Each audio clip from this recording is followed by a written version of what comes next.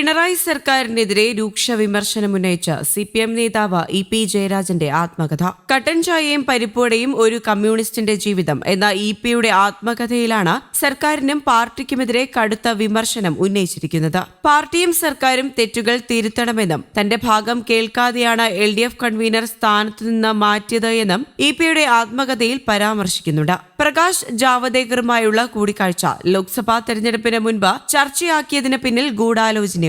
സെക്രട്ടേറിയറ്റിൽ അറിയിച്ച ശേഷമാണ് സാന്റിയാഗോ മാർട്ടിൻ അടക്കമുള്ളവരിൽ നിന്നും ദേശാഭിമാനിക്ക് പരസ്യം വാങ്ങിയത്. എന്നാൽ VS അച്യുതാനന്ദൻ തനിക്കെതിരെ അത് ആയുധമാക്കി. ഡോക്ടർ P സരിനെ പാലക്കാട് ഉപതെരഞ്ഞെടുപ്പിൽ സ്ഥാനാർത്ഥിയാക്കിയതിലും അതൃപ്തി EP അറിയിക്കുന്നുണ്ട്. ചേലക്കരയിൽ അൻവറിന്റെ സ്ഥാനാർത്ഥി LDF-നും ദോഷമുണ്ടാക്കുമെന്നും പുസ്തകത്തിൽ പറയുന്നു. സ്വതന്ത്രർ വയ്യാവേലിയാകുമെന്ന് ഓർക്കണമെന്നും കഴിഞ്ഞ ലോക്സഭാ തെരഞ്ഞെടുപ്പിലെ സ്ഥാനാർത്ഥി നിർണയം പാളിയെന്നും പുസ്തകത്തിൽ പരാമർശമുണ്ട്. ദേശാഭിമാനിക്കായി പരസ്യവും ബോണ്ടും വാങ്ങിയത് പാർട്ടിയുമായി ആലോചിച്ചാണ് എന്നും എന്നാൽ VS അച്യുതാനന്ദൻ അത് തനിക്കെതിരെ ആയുധമാക്കിയെന്നും പുസ്തകത്തിൽ സൂചനയുണ്ട്. രാഷ്ട്രീയ വിവാദങ്ങൾക്ക് വിശദമായ മറുപടി പറയുന്ന പുസ്തകം DC ബുക്സ് ഇന്ന് രാവിലെ 10:30 പുറത്തിറക്കുമെന്നാണ് അറിയിച്ചിരുന്നത്. EMS-നൊപ്പമുള്ള EP-യുടെ ചിത്രമാണ് കവർ പേജായി നൽകിയിട്ടുള്ളത്.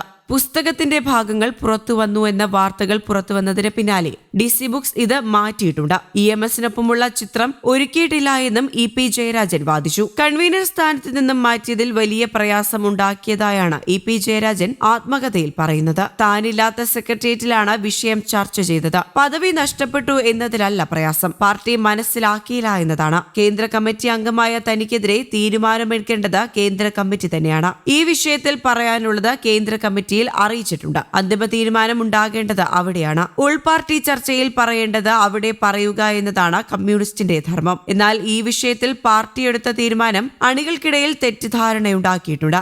എത്ര വിമർശനങ്ങൾ ഉണ്ടായാലും പാർട്ടിക്കൊപ്പം നിന്ന് പ്രവർത്തിക്കുമെന്ന് EP ആത്മകഥയിൽ വ്യക്തമാക്കുന്നുണ്ട്. എന്നാൽ താൻ ഒന്നും അറിഞ്ഞിട്ടില്ല എന്നും ആത്മകഥ എഴുതിക്കൊണ്ടിരിക്കുകയാണ് എന്നുമാണ് EP ജയരാജൻ തുറന്ന് പ്രതികരിച്ചത്. തെരഞ്ഞെടുപ്പ് ദിവസം ഇത്തരം വാർത്ത സൃഷ്ടിക്കാൻ UDF-മായി ചേർന്ന് നടത്തിയ ഗൂഢാലോചനയാണ് ഇതെന്നും EP ജയരാജൻ പ്രതികരിച്ചു. പ്രസാധകർക്കെതിരെ നിയമ നടപടി സ്വീകരിക്കുമെന്നും അദ്ദേഹം അറിയിച്ചിട്ടുണ്ട്. കണ്ണൂരിൽ 100 കണക്കിന് ആളുകളെ കൊന്നു തള്ളിയിട്ടും കലിയടങ്ങാത്ത ക്രിമിനൽ സംഘത്തിന്റെ നേതാവാണ് K സുധാകരൻ എന്നാണ് KPCC അധ്യക്ഷനെ കുറിച്ച് പുസ്തകത്തിൽ പറയുന്നത് എന്നാണ് ആരോപണം. രണ്ടാം പിണറായി സർക്കാർ ദുർബലമാണ് എന്നും പുസ്തകത്തിൽ വിമർശനമുണ്ട്. LDF കൺവീനർ സ്ഥാനത്ത് നിന്ന് നീക്കിയപ്പോൾ പാർട്ടി തന്നെ കേട്ടില്ല, മനസ്സിലാക്കിയില്ല.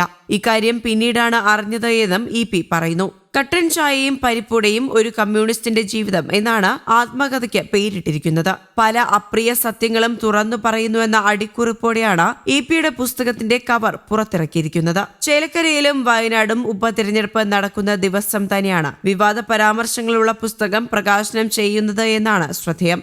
രാഷ്ട്രീയ ജീവിതവും വിവാദങ്ങളും ഉൾപ്പെടുത്തി ആത്മകഥ എഴുതാൻ തീരുമാനിച്ചിട്ടുണ്ട് എന്ന് നേരത്തെ തന്നെ EP ജയരാജൻ അറിയിച്ചിരുന്നു. മരിക്കും വരെ CPM ആയിരിക്കും, പാർട്ടി വിടുമെന്ന് സ്വപ്നം കണ്ടാൽ ഞാൻ മരിച്ചു എന്നർത്ഥമെന്നും EP ജയരാജൻ ആത്മകഥയിൽ പറയുന്നു.